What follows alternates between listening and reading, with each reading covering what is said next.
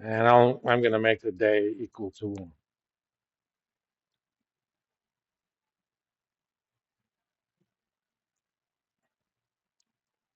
Where are you?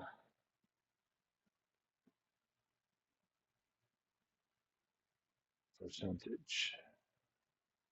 Not percentage date, I'm sorry.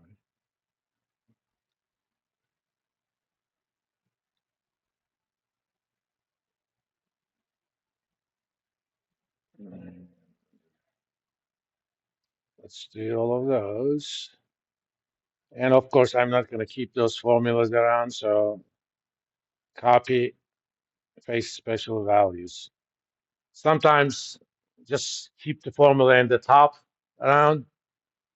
If you need to regenerate them, you can always refill it. But in this case, I don't have to, and I'm going to get rid of these babies.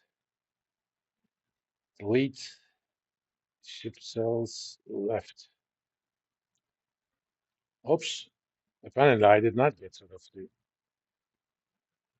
formulas. Values, okay. Now we're talking.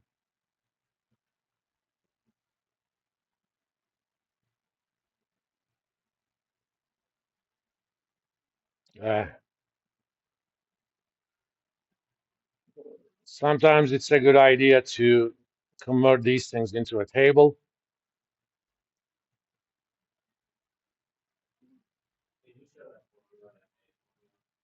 Sure, let me readjust this. I'm going to rewrite the date here, 1926-07, okay? So date, there's 3 arguments, year, month, and the day.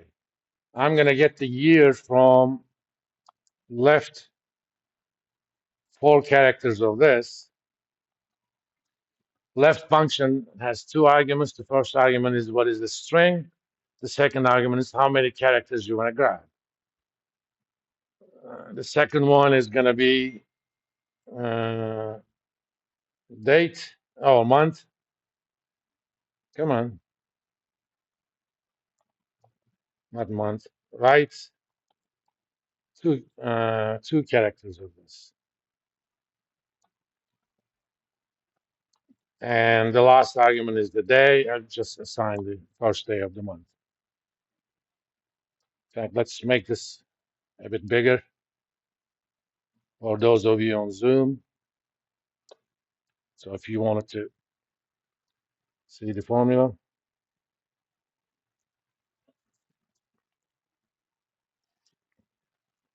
if you have a large table like this, sometimes it's a good idea to officially put it into a table, or what Excel calls a table. And I'm going to copy and paste the values back on.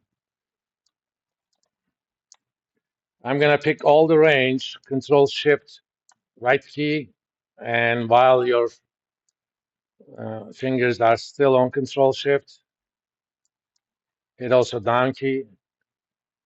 What's going on with my screen?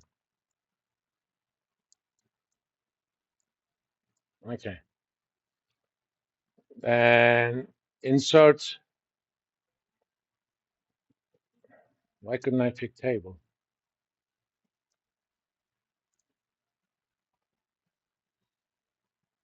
Oh, because it thinks, let's call these decile 1. It thinks those are dates.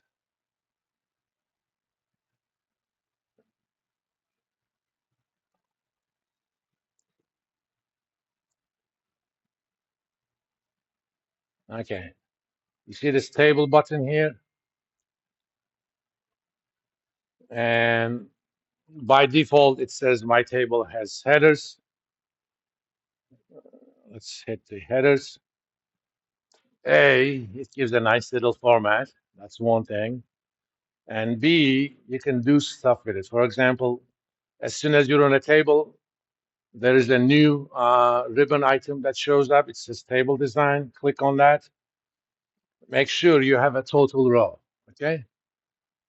Now, total row is put all the way down at the bottom, and you can actually pick what sort of function you're going to have on that total row. In this case, I'm going to have the average. Okay.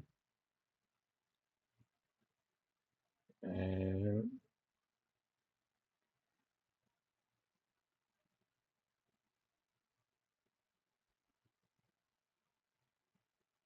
all right. And now, if you actually filtered this table so that you would only look at certain dates, then the total row actually automatically updates. But for now, let's just look at these 10 numbers. Let me, do you guys know about freezing the panes? Anybody who doesn't know freezing panes? Okay, let's get rid of these. I mean, they're not irrelevant. Okay, I'm going to show you. Now, yes, go ahead. Oh, you said thank you. All right. Okay. Now, I have this table, and when I scroll down, I'm losing the headers, right? Or if I go to right, I'm losing the dates. And freezing panes allows you to freeze a certain top portion of the screen and certain left portion of the screen.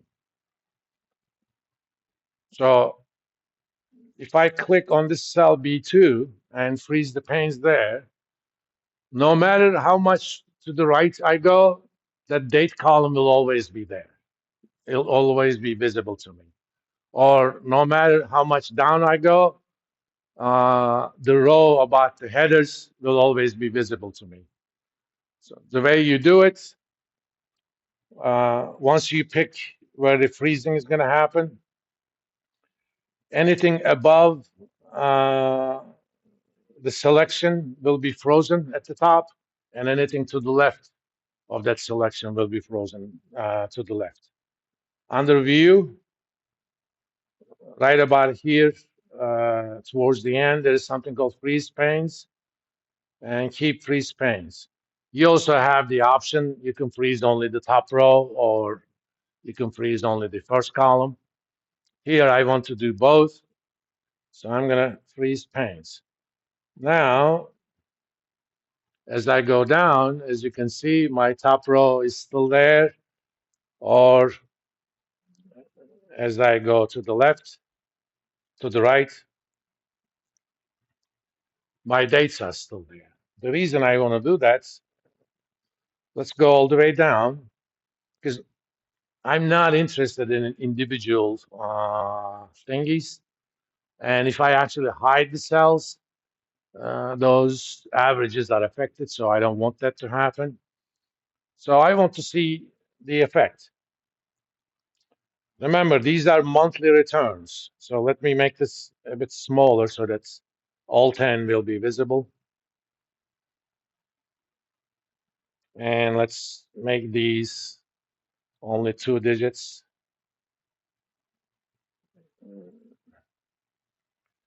This basically says, and I'm going to get rid of all the other stuff because you don't need them. Let's go ahead and convert that into APR. Basically, that times 0.12, and I'm going to turn that into actual percentage. This is APR. Since investment horizons are exactly the same, we don't have to worry about what you want to call effective annual yield.